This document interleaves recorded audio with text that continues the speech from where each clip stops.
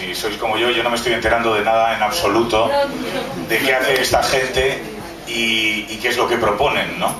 Y yo creo que es un buen momento para explicarlo, precisamente porque yo no tengo nada en absoluto que ver con el proyecto, sino exclusivamente como espectador y como persona que disfruta con lo que está ocurriendo.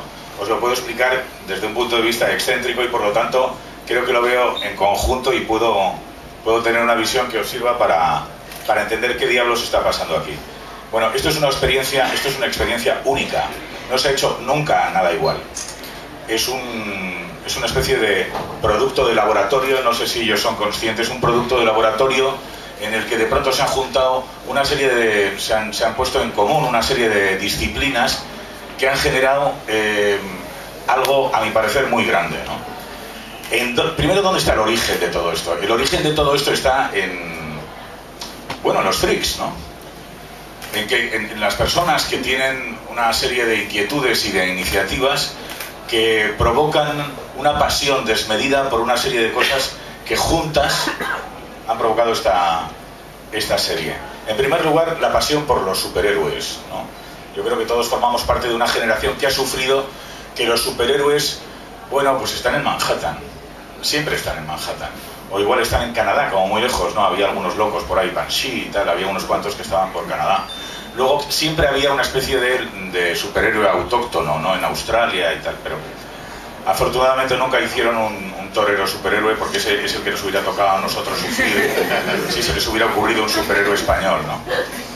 Entonces yo creo que precisamente, mira, el origen de mi cine, de las cosas que yo he querido hacer, es esta angustia, el descubrir que la aventura, la acción, los cómics, los tebeos, los personajes absolutamente inverosímiles siempre viven en el extranjero.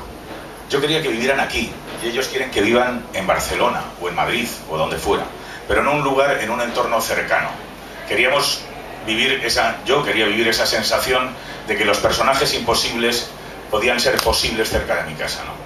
Ese es el origen del proyecto, a mi parecer, en novelas que precisamente tratan, como la de David, y como la que estamos leyendo, que tratan la historia de superhéroes, de personajes dotados de poderes o incluso sencillamente extraños, ¿no? De weirdos, ¿no? de freaks que tienen la capacidad de ver el mundo de otra manera, ¿no?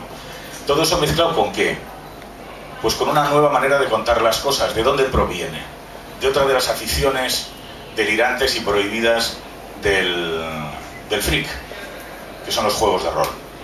En los juegos de rol las historias las construyen los mismos jugadores, y así está construida esta novela.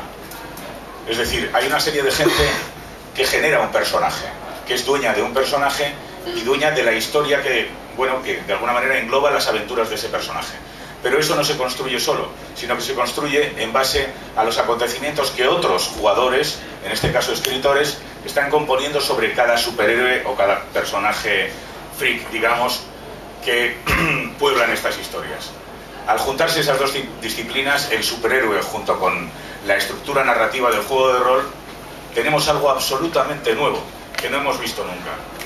Es curioso porque todo esto ocurre y todo esto entiende el que ha jugado a los juegos de rol o el que ha conocido a los superhéroes, o ahora, curiosamente, también por este mismo proceso, el que ve series de televisión en HBO.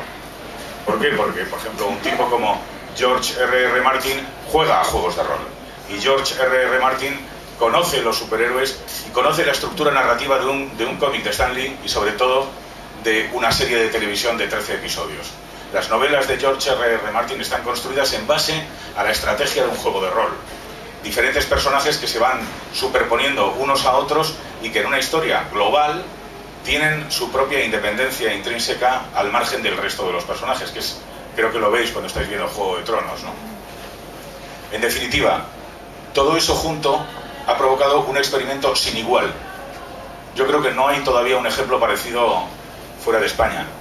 Estamos viendo el primer ejemplo de una novela, en principio además interactiva, construida a partir de Internet, a partir del contacto, de la conexión de todos estos personajes a través de Internet, de los bloggers, de blogueros que van colgando poco a poco esas piezas en la web, y de cómo después Jolie es la que pone un corpus a todo eso en una, afortunadamente, en una publicación que controla Norma. Alguien, bueno, probablemente Norma sea una de las editoriales más avanzadas en este momento a nivel gráfico y narrativo en España, pero no es nada nuevo. Yo creo que conocéis todos los cómics de Norma Editorial.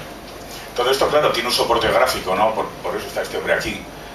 Y lo curioso y lo excepcional del proyecto es que todos ellos son muy buenos en su campo, ¿no?